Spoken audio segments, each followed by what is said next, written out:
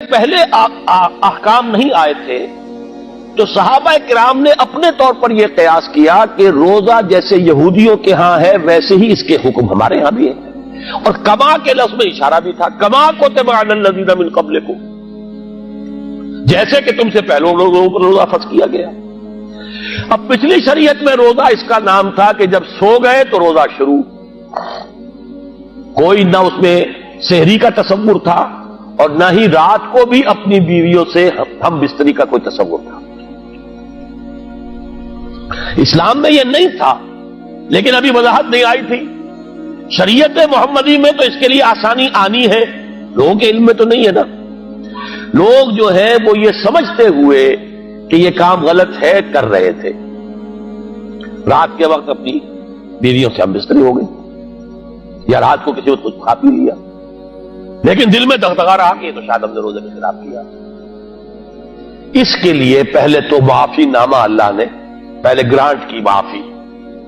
دیکھیے احل لکم لیلۃ الصیام الرفث الی نسائکم، تمہارے لیے جائز کیا گیا ہے روزوں کے راتوں میں اپنی بیویوں کے ساتھ ہم بستری۔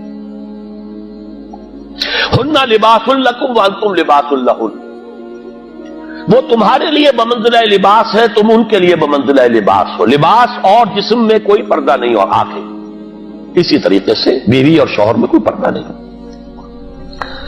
علم اللہ انکم کنتم تختانون انفسکم، اللہ کے علم میں ہے کہ تم لوگ اپنے ساتھ خیانت کر رہے تھے۔ بڑا پیارا انداز، تم سمجھ رہے تھے کہ گناہ ہے کر رہے تھے، حالانکہ گناہ نہیں تھا، لیکن تمہارے علم میں نہیں تھا نا۔ جیسے یہ کہ کوئی شخص جو ہے وہ اگر فرض کیجئے کہ وہ سمجھ رہا ہے کہ یہ میں گوشت کھا رہا ہوں بکری کا یا گائے کا، ہے وہ سور کا، لیکن وہ تو سمجھ رہا تھا نا بکری کا کھایا ہے، کوئی گناہ نہیں ہوگا اس پر۔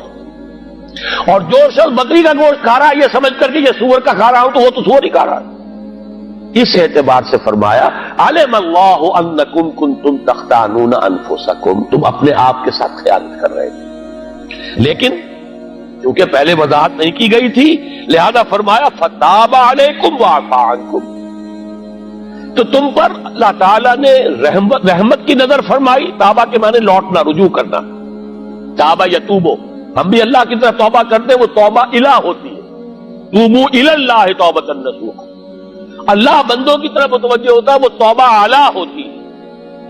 یتوب علیہم، اللہ ان کی توبہ قبول فرمائے گا۔ تو فرمایا فتاب علیکم، تم پر اللہ نے نظر رحمت فرمائی، وعفا عنکم، اور اب تک جو بھی کچھ تم نے کوئی غلط کام اپنے خیال میں کیا ہے اسے معاف کر دیا۔ فالآن باشروہن، تو اب تمہیں اجازت ہے، جائز ہے بالکل، اپنی بیویوں کے ساتھ مباشرت کر سکتے ہو۔ وابتغوا ما کتب اللہ لکم، اور وہ چیز حاصل کرو جو اللہ نے تمہارے لیے لکھ دی ہے۔ یہ ازدواج میں ایک شے جو لکھ دی ہے وہ تو اولاد ہے، ظاہر بات ہے کہ تعلق کے زن و شو میں ایک شے جو مقصود ہوتی ہے وہ اولاد ہے، بقائے نسل، پریزرویشن آف دی اسپیشیز۔ لیکن یہ دوسری اور شے بھی ہے جس کو تسکین کہا گیا قرآن میں، لِتَسْكُنُوا إِلَيْهَا، تاکہ تم اپنی بیویوں کے ساتھ سکون حاصل کرو۔ یہ بھی ہے، یہ بھی اللہ کی طرف سے دی ہوئی شے ہے، لہذا اس کے لیے تمہارے لیے یہ پوری اجازت ہے کہ رمضان کی راتوں میں تم یہ کام کر سکتے ہو۔ وَكُلُوا وَاشْرَبُوا، اور کھاؤ اور پیو، یہ ہے سحری کا حکم، جس کے لیے حدیث میں پھر بڑی تاکید بھی آئی ہے، تسحروا، سحری ضرور کیا کرو، فإن فی السحور برکہ، اس لیے کہ سحری میں برکت ہے۔ یعنی یہ سمجھ لیجئے کہ شریعت سابقہ جو تھی شریعت موسوی، اور جو شریعت اب ابدی ہے تا قیام قیامت شریعت محمدی میں بنیادی فرق یہ ہے کہ اس شریعت میں بہت سی چیزیں نرم کی گئی۔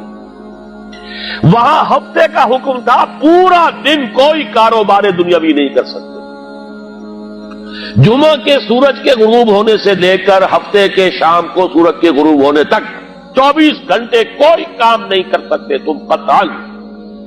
وہ مچھلیاں پکڑنے کے لیے مچھلیاں پکڑی بھی نہیں تھے، ہیلا ہی کیا تھا، اسی پر ان کو بندر اور سور بنا دیا تھا۔ ہمارے ہاں وہ جمعے کا حکم اتنا سا، اذان جمعہ سے لے کر جماعت کے ہو جانے تک بس خلاص، باقی تو آزاد ہو۔ فَإِذَا قُضِيَتِ الصَّلَاةُ فَانتَشِرُوا فِي الْأَرْضِ وَابْتَغُوا مِن فَضْلِ اللَّهِ، جب نماز جمعہ ادا ہو جائے تو